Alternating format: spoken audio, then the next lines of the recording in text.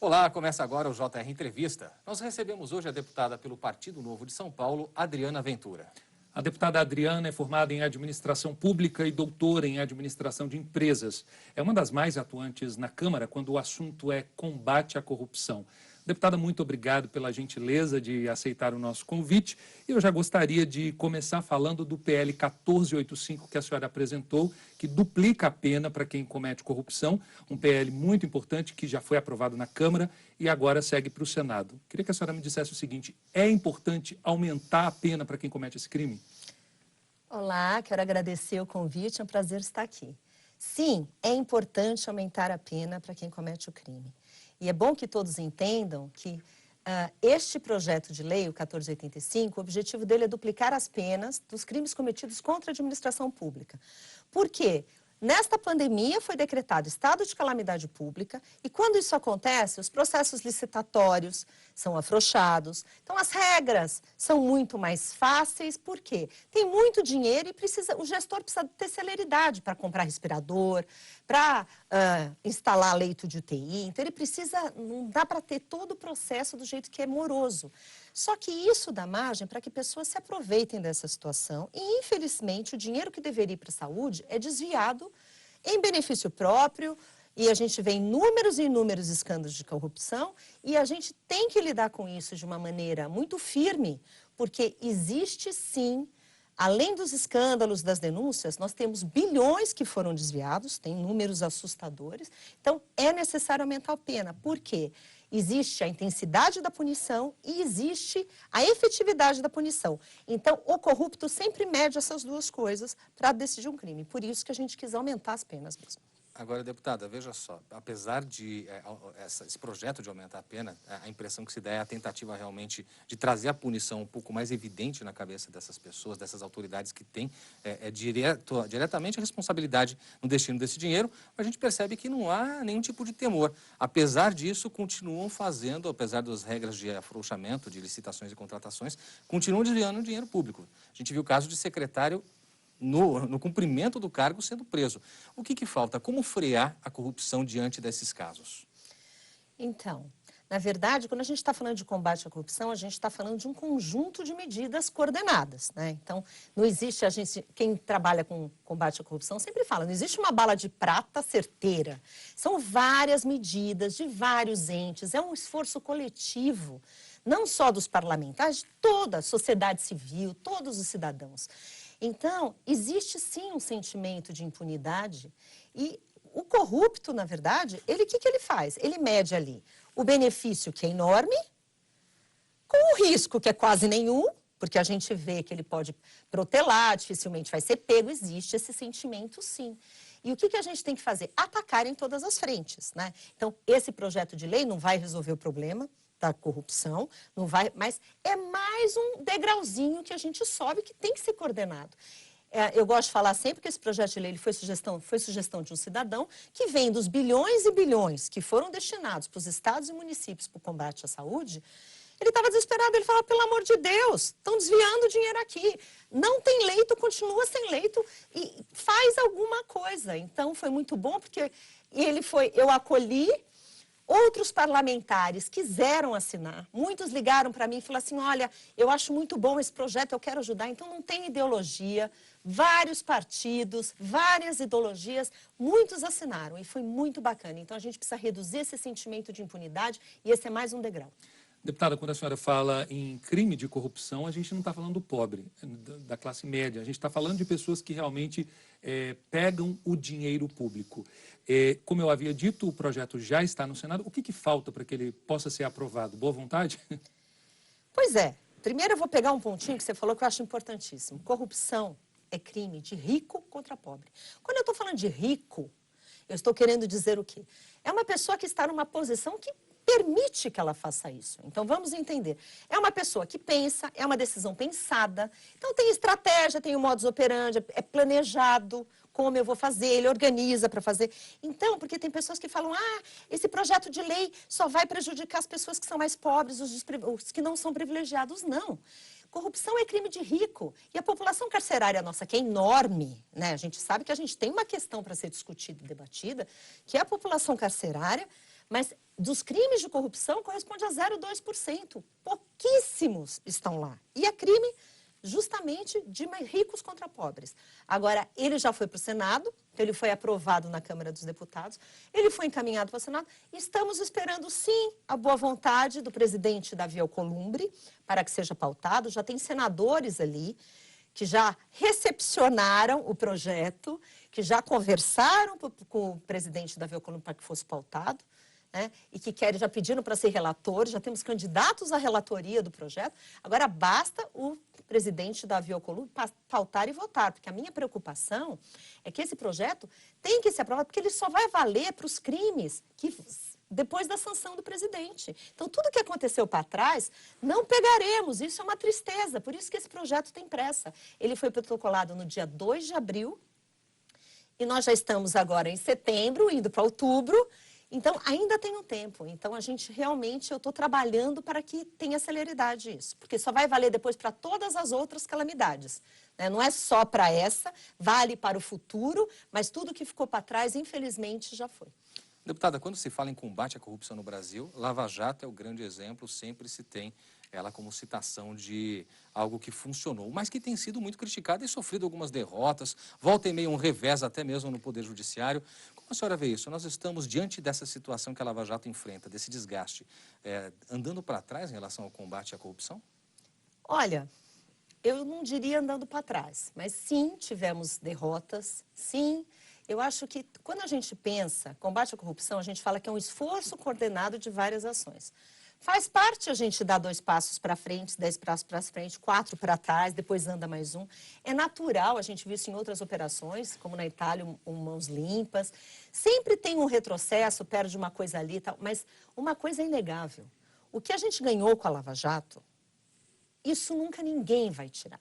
É um marco, não só como um exemplo que corrupção não vale a pena, que o crime não compensa, como também mostrou que político vai para a cadeia, grandes empresários também vão para a cadeia e outras coisas. Então, eu acho que esse marco ninguém tira. O que a gente vê e o que realmente chateia é que agora tem criações fantasiosas, porque se falam assim, olha, alguém cometeu um excesso aqui na Lava Jato? Isso que, aproveitando, muitas pessoas que até defendem a Lava Jato sempre dizem que, sim, houve excesso, esses excessos precisam ser corrigidos. O Procurador-Geral da República, Augusto Aras, tem enfatizado isso, de tentar aparar as arestas. Como a senhora vê esses excessos? Concorda que ocorreram?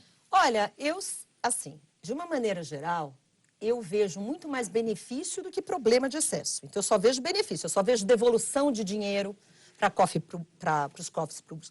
Eu vejo as pessoas e os brasileiros se sentirem, assim, dignos. Estamos num país onde a gente prende criminoso, onde o crime não compensa. Eu vejo muito mais benefício. Se teve algum excesso, eu não vi ninguém apontar um excesso específico, de um caso específico.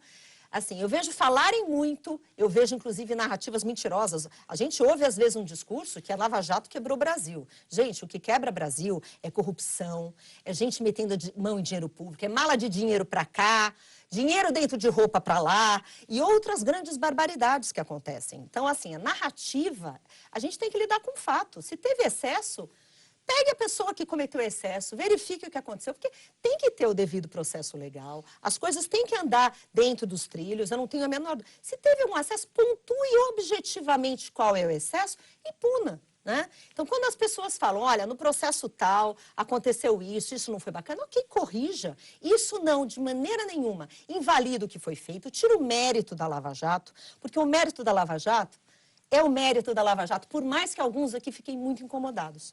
Deputada, quando a gente fala nesse tema corrupção, necessariamente, boa parte das histórias a gente vê alguém do poder envolvido, né? Alguém que tem um foro privilegiado. Eu queria que a senhora falasse um pouco sobre esse tema. Qual a opinião da senhora em relação a essa possibilidade de ser preso após uma condenação em segunda instância? Bom, vamos falar primeiro do foro. Então, como a gente sabe, existe, essa é uma proposta de emenda à Constituição, que é a PEC 333, que é de autoria do senador Álvaro Dias, que já está pronto para ir para plenário para votar, e não é votado. Ele foi aprovado na Comissão Especial da Câmara? Foi aprovado na Comissão Especial da Câmara em dezembro de 2018, e o fato é que até hoje não foi votado. O que acontece em relação ao foro privilegiado? No Brasil, mais de 50 mil autoridades têm foro privilegiado. Então, na minha visão, é uma afronta, inclusive, ao artigo 5º, quando fala que todos são iguais perante a lei. Mas que lei é essa que vale para uns uma parte, não vale para outros outra? Então, a gente começa a discutir isso. Eu entendo também que quando a Constituição foi feita numa época histórica que tinha que proteger, porque saiu de uma super repressão, onde as pessoas, de um autoritarismo, então precisava defender o mandato, a democracia. Tinha algumas preocupações lá que naquela época, com aqueles constituintes, fazia todo sentido. Só que isso já caiu por terra. Nós estamos hoje vendo que muitos utilizam do foro privilegiado para não ir preso. Então, e a gente vê pessoas no poder fazendo isso, e isso é uma vergonha. Então, isso tem que ser pautado, sim. Vocês sabem que eu sou presidente da Frente contra a Corrupção, da Frente Ética contra a Corrupção, que tem muitos parlamentares, que todos somos, queremos que isso entre em votação para que acabe com o fim do foro privilegiado. A gente vê países que não tem nenhum foro. Você pega Inglaterra, Estados Unidos, não existe para ninguém. Tem alguns países que tem para um. Você pega a Suécia, pega Itália para um, você pega a Alemanha só para o presidente. Agora aqui 50 mil, todo mundo está protegido. Por que todo mundo tem que se proteger? Então, a gente tem que realmente fazer essa avaliação. Já foi aprovado, como você mesmo disse, na comissão especial. O primeiro ato da frente, no início do ano passado, em fevereiro de 2019, foi ir até a casa do presidente Rodrigo Maia e pedir que fosse pautado a PEC 333. Fomos lá com o senador Álvaro Dias e estamos aguardando, porque os líderes precisam entrar num consenso para que possa ir para plenário. Muito bem, deputado. Olha, aproveito para relembrar você que você pode assistir ao JR Entrevista na Record News, às 10h30 da noite, também no Portal R7, no Play Plus, no Jornal da Record, no JR 24 horas, sempre à 00h30 e também por meio das nossas redes sociais. Deputada, a gente sabe que essa discussão do foro privilegiado colocada pelo Alessandro Saturno sempre acaba sendo também comparada com a questão da prisão após condenação em segunda instância, que sofreu um revés no Supremo Tribunal Federal, menos de um ano depois de ter sido julgada na gestão ainda da ex-presidente Carmen Lúcia. E aí na Câmara não anda, né? Tá a proposta da parada. Como é que está essa situação? Qual a expectativa? Porque muitos brasileiros cobram. Prisão após segunda instância tem de ser uma realidade na visão dessas pessoas. Como a senhora vê isso? Olha, eu tenho andado muito esperançosa com isso, porque primeiro teve uma grande discussão, depois que teve o revés no Supremo, depois teve a discussão se podia ser projeto de lei ou não podia, porque foi um dos itens do pacote anticrime, quando foi encaminhado, depois caiu. Como é que eu vejo isso? A semana passada foi protocolada, finalmente, o relatório da comissão, da PEC 199, que é da prisão em segunda instância, que agora, na verdade, a gente só está chamando de segunda instância, porque não é só prisão, está abrangendo muito mais coisas. Então, o relatório já está lá, já foi protocolado.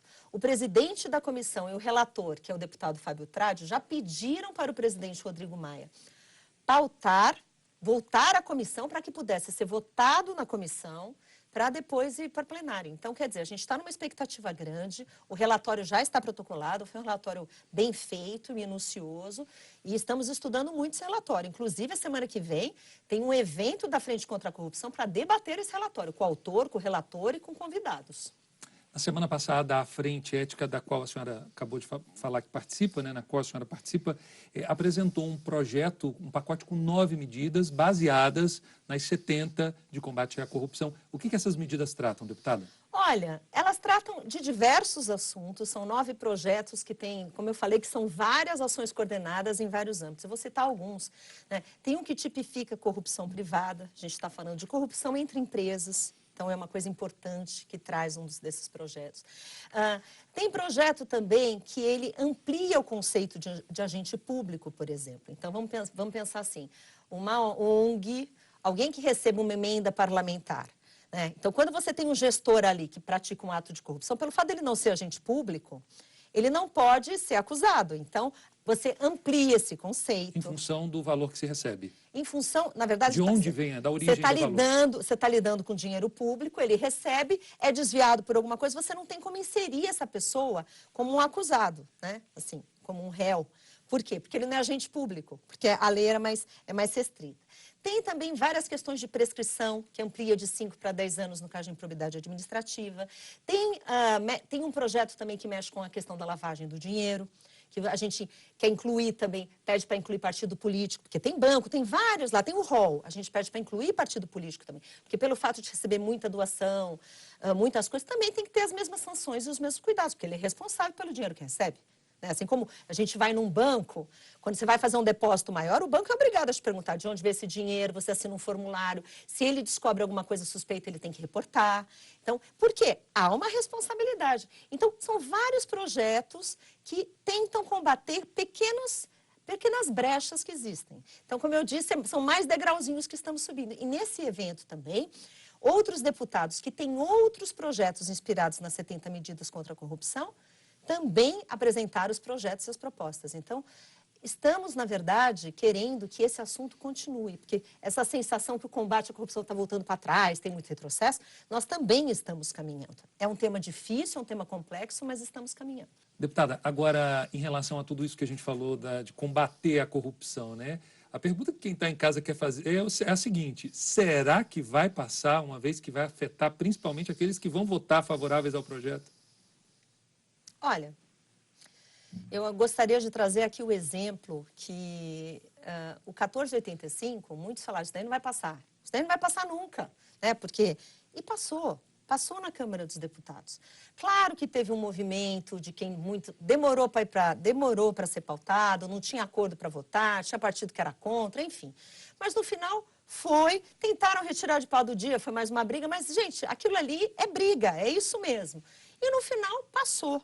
Então, nós temos muito bons parlamentares. Eu acho que também isso é uma mensagem bacana da gente dar para as pessoas, porque eu estou no meu primeiro mandato. Né? E quando a gente está em casa olhando e fala, gente, mas lá não tem ninguém ali que vai provar um negócio desse. E eu lembro que a semana passada tem bons parlamentares ali. Eu falei, gente, não vamos retirar de pauta. É o dinheiro da população, a gente está representando a população aqui. Não vamos deixar retirar de pauta. E a gente viu que foi uma votação apertada, mas nós não deixamos retirar de pauta. Foi 230 a 217. E aí, os outros projetos, a gente vai discutir sim. A gente precisa trazer essas pautas que são importantes. Que tem forças contrárias? Tem. Que tem pessoas que não têm interesse por causa de A, de B ou de C? Tem, mas aquilo ali é o parlamento, é o espaço da discussão, é a casa do acordo. A gente tem que chegar no consenso para fazer essa construção, porque o combate à corrupção não pode parar. A senhora tocou num assunto muito importante, que é justamente sobre a composição do Congresso, né? Com essa coisa toda da corrupção em voga, se tornou um tema nas últimas eleições muito debatido.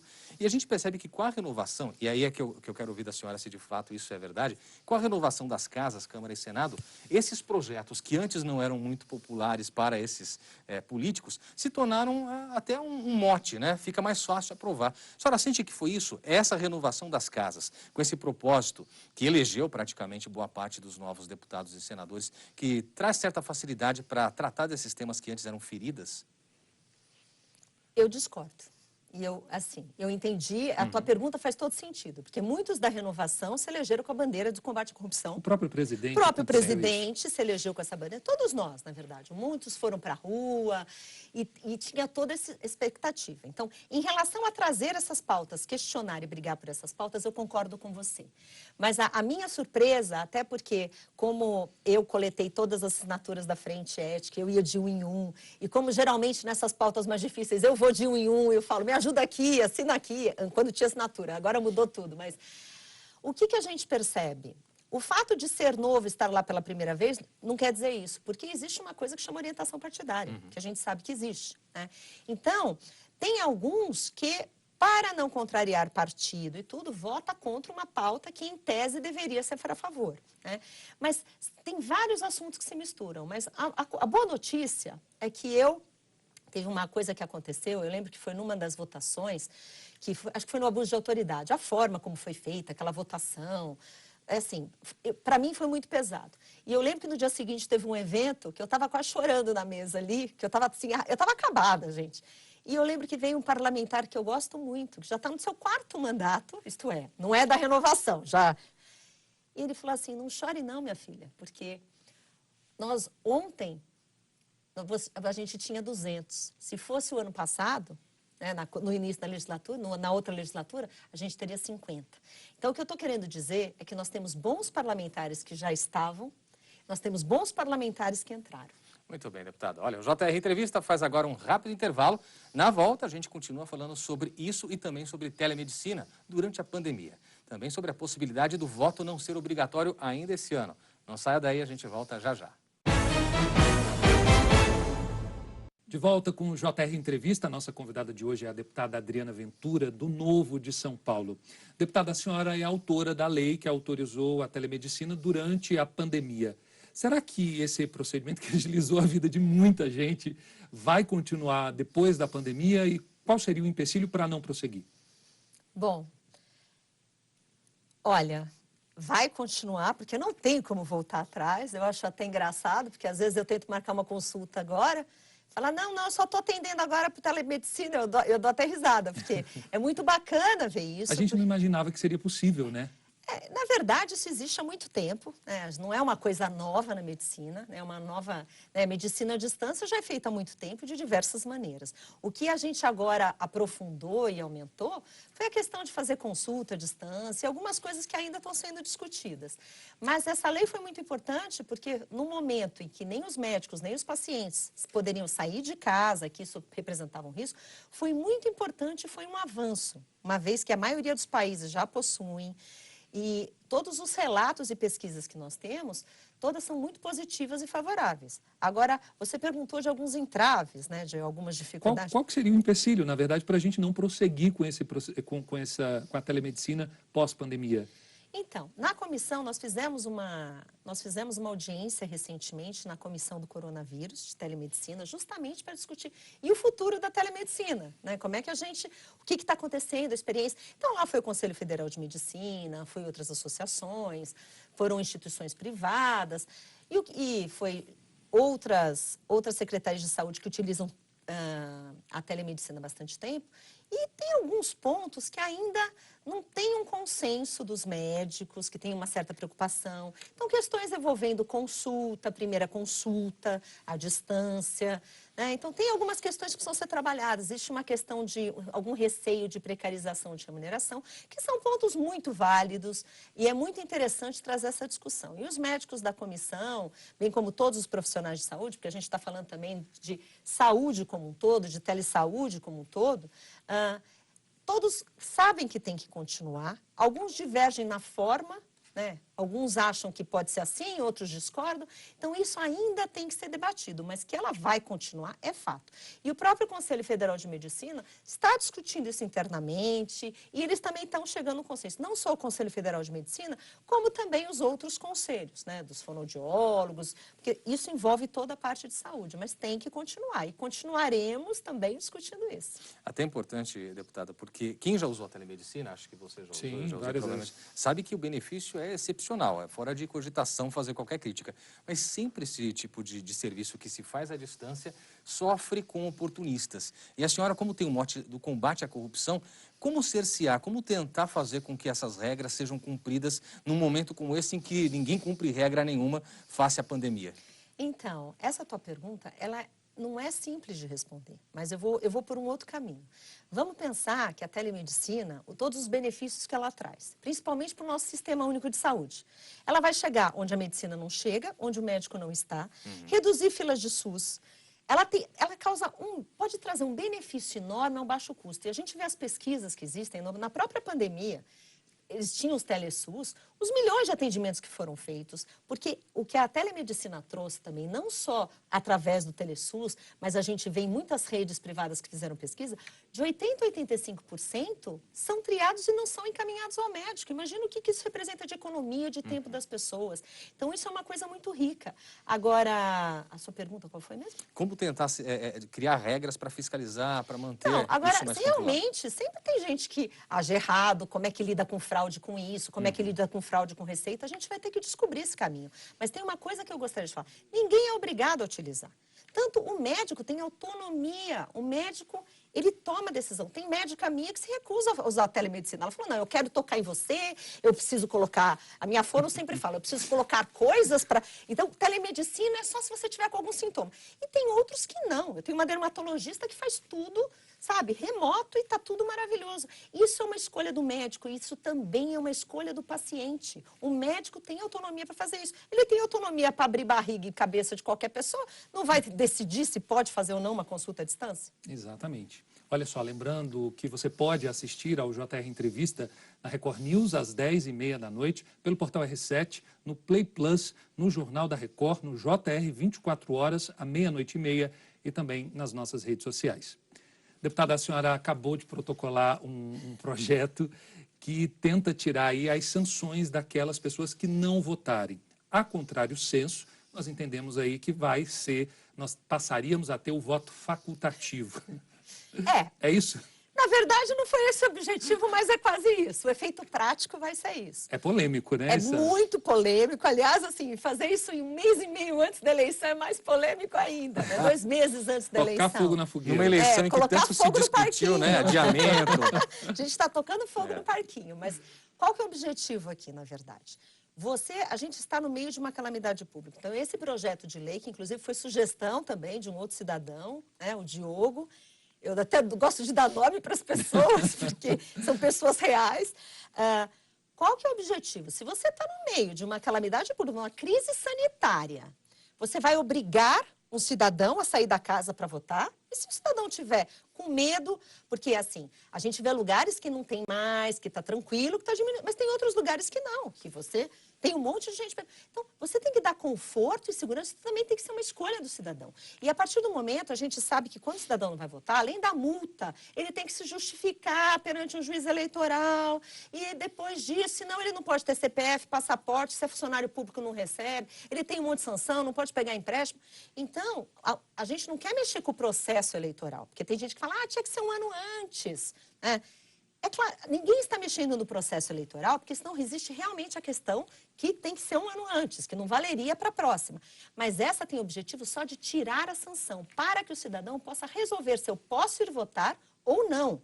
E se eu não for, eu não tenho sanção nenhuma. Esse é o objetivo do projeto de lei, que em termos práticos, o voto seria facultativo nessa. Mas agora, assim, está lá para os meus nobres pares apreciarem, né? Agora, deputada, é interessante porque na última reforma eleitoral, o voto facultativo, a possibilidade sequer chegou a ser discutida. E a gente sabe que cada vez mais nas eleições, e estou imaginando que nessa não será diferente, a abstenção tem sido recorde. Quer dizer, a senhora acha que isso pode, de alguma forma, também, de certa forma, deslegitimar as eleições? E há uma possibilidade, 2 perguntas que eu lhe faço, né? Essa, e há alguma possibilidade de, num futuro próximo, na sua visão, diante desse quadro, rediscutir o voto facultativo? Bom, nós tivemos, se eu não me engano, foi 1 ou 2 audiências públicas, né, na CCJ, que foi discutido o voto facultativo. Mas, assim, discutiu, mas não chegou, não tem como... Assim, não andou, realmente não caminhou. Na minha visão, obrigar alguém a votar é uma coisa muito complicada. Então, eu sou a favor do voto facultativo, sim. 85% dos países tem voto facultativo, o Brasil não tem. A questão da abstenção, que você falou, sim, a gente tem muita abstenção. Eu me lembro que em 2014, 20% não foi votar, 20%. Isso fora os que vão obrigados e votam branco, nulo e sei lá mais o quê. Então, o que eu acho que a gente tem que discutir é a questão de voto consciente. Porque o que adianta um cidadão que vai lá votar amarrado, que vota no primeiro que aparece, que nem sabem quem está votando, ou que vota branco, nulo, para... Então, isso também não é bacana. Desculpa, a compra de votos também, né? Que a gente termina sendo voto obrigatório e você a prática do crime, da compra de votos, que é antigo, continua. Então, Alessandro, esse ponto que você traz, eu acho que ele é central, isso está dando voto consciente. 40% dos votos do Brasil são comprados. 40%. Isso é gravíssimo. E pior, assim, eu fui em muitas comunidades na minha campanha e era um mote, não, é R$50, o negócio, mas R$50. E tinha gente lá que recebia R$50 de mais pessoas. Então, é muito complicado, a gente tem que trabalhar. Isso vai diretamente na nossa base, a educação. Enquanto a gente realmente nos preocupar com a educação de base, oportunidade para todos, a gente está sujeito a isso. E quando a gente está falando de compra de voto, aí a gente está falando do poderio econômico e perpetuação no poder sempre dos mesmos. Eu acho que talvez fosse uma boa experiência a gente tentar o voto facultativo dessa assim, para ver como é que fica. É uma boa experiência, meu projeto de lei 4469. Quem sabe, se eu ganhar apoio, vai ser ótimo. Aguardar aí, né, deputada, para ver se vai ser aprovado. Olha só, a gente vai para um rápido intervalo e no próximo bloco vamos falar sobre empreendedorismo. O intervalo é rapidinho. Até já. Olá, estamos de volta com o JR Entrevista, que recebe hoje a deputada do Partido Novo de São Paulo, Adriana Ventura. Deputada, a gente sabe que a senhora se identifica muito também com o empreendedorismo. E esse é um momento em que todo brasileiro que é empreendedor, isso é meio que nato do brasileiro, né? Ele tem sempre essa vocação. Todo mundo que faz isso está enfrentando sérias dificuldades no país por conta da pandemia. Como dar a volta por cima nesse momento, na sua visão? Olha, é um tema muito caro, principalmente porque eu sou empreendedora. Então, eu já conheço todas as... Empreendi várias vezes, tive sucesso algumas, vários fracassos. Então, eu sei como é esse dia a dia num ambiente tão complicado de negócio que a gente tem. No meio de uma pandemia, que foi justamente a sua pergunta, isso piora ainda mais. Porque a gente vê que a pessoa não pode abrir o seu negócio, muitos não puderam abrir seu negócio, não tinham recurso, tinham que manter seus funcionários, né? Uns até entrarem no programa do governo. Agora, assim, como você mesmo disse, o brasileiro é um povo empreendedor. O brasileiro, eu fui muito em comunidades e sempre vou. O que eu mais vejo são pessoas empreendendo. Elas realmente querem ser autônomas, elas se viram. E mesmo com todas as dificuldades de empreender no Brasil, porque a gente sabe que no ranking de liberdade econômica, o Brasil é um dos últimos, é o que tem mais dificuldade em ambiente econômico, em vários aspectos, por causa de burocracia, por causa de corrupção, por causa de insegurança jurídica e vários outros itens, o brasileiro continua firme lá. E mesmo quando a gente fala de empreendedorismo, nas comunidades, que a gente não chama... Eles mesmos falam, isso daqui não é empreendedorismo, isso daqui é sobrevivência, porque eles têm que sobreviver, eles têm que levar pão para dentro de casa. A gente percebe como o brasileiro tem garra. Então, assim, uma das pautas que eu acho fundamentais agora é nós, parlamentares, pensarmos em como a gente ajuda as pessoas a gerarem riqueza e gerar emprego. E para o empreendedorismo especificamente, as pessoas têm que arrumar uma nova forma. A gente percebe que escolas que davam somente aula física já estão vendo outras maneiras, estão dando somente aula à distância. E você fala assim, nossa, eu estou falando de escola de dança, estou falando de coisas que... Como que você vai fazer aula de dança à distância? Porque não é uma coisa óbvia. Né? Então, você vê todos os personagens que não podiam entrar nos condomínios, o que eles estão fazendo? Eu estou falando dos empreendedores que são eu-presas, né? No caso, o personal. Ele começa a dar aula em vídeo, então as coisas estão mudando. A gente está vendo que o cinema mudou, a gente está vendo um monte de sistema drive-in para tudo. As pessoas estão se reinventando, mas isso faz parte de ser empreendedor. Porque para você ser um empreendedor, você tem que pensar no quê? Em inovar, Sim. Oferecer alguma coisa que alguém, aceitar risco. Porque quem é empreendedor aceita risco. Sabe que está ganhando um dia, mas no dia seguinte pode perder, no outro dia pode quebrar, e você está sujeito a todos os riscos de empreender. E você tem que ser orientado para o crescimento. Então, vai lá, eu falo demais. Não, de maneira alguma, deputada. Deixa eu lhe perguntar uma coisa. A gente está num processo agora em que tanto o homem como a mulher, eles estão aí... Claro que ainda existe uma diferença muito grande, né? Mulheres ainda precisam de mais espaço. Enfim, mas a gente sempre sabe que a mulher ela tem aquela questão da casa, do lar, do filho, ela é muito aguerrida ao filho. O que pode ser feito, deputada, em relação ao Congresso, à lei, a projetos, para tentar melhorar esse cenário para a mulher, para o homem também, enfim, pós-pandemia, porque a gente vai viver outra realidade? Não, eu acho que no caso, primeiro a gente desburocratizar, dar mais linhas de acesso a crédito de uma maneira mais simplificada, porque hoje a gente vê uma dificuldade enorme, e você falou de mulheres especificamente, tem redes, mulheres são extremamente empreendedoras, e muitas, inclusive, elas são arrimo de família em casa, muitas vezes não tem marido, e apesar de nós termos metade da nossa população empreendedora, nós temos homens e mulheres na mesma proporção, as mulheres têm mais dificuldade ainda, justamente pelas questões de filho e outras coisas. Então, providenciar creches noturnas, né? Flexibilizar para que as mulheres possam levar os filhos para o trabalho. Tem muitas empresas que já fazem isso. Porque isso facilita, porque a mulher, ela busca muitas vezes na hora de empreender coisas que ela seja dona do seu horário, dona do seu recurso e autônoma para definir se sai ou não. Então, elas preferem muitas vezes trabalhar em casa com coisas que deem conforto para ela gerir sua família. Deputado, obrigado pela sua participação aqui no JR Entrevista. E o JR Entrevista fica por aqui, lembrando que você pode assistir ao programa na Record News, às 10h30 da noite, no Portal R7, no Play Plus, no Jornal da Record, no JR 24 horas, à 00h30 e também em nossas redes sociais. Nós agradecemos a presença da deputada Adriana Ventura, do Partido Novo de São Paulo. Um prazer recebê-la. Muito obrigado. Muito obrigada. Prazer. Obrigado também a você por sua companhia. A gente se encontra no próximo JR Entrevista. Até lá.